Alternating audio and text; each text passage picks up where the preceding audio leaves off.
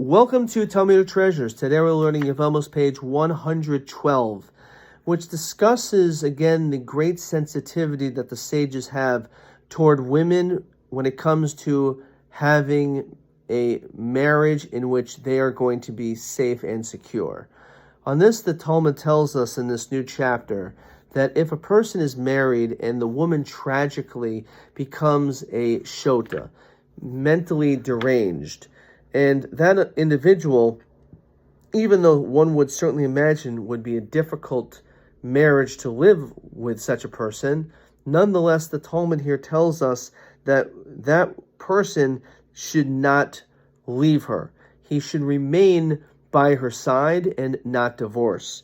And the reason the Talmud says, this is the first of two reasons or statements in this page, it says, is shaloi nagu ba minhag hefker.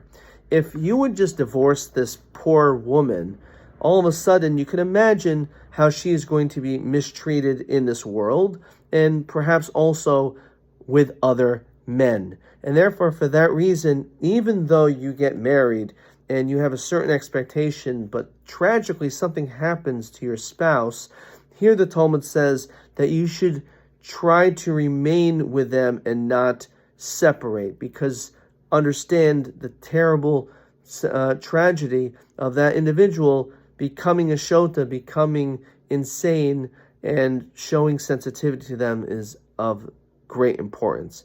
In addition to that, the Talmud talks about another sad situation where you have a young woman whose father died, and because of that, the mother and also brother, we allow them to marry her off. And the question is, why do we allow them to do so? If biblically it's the father that marries her off, so why do we allow her brother or mother to do it?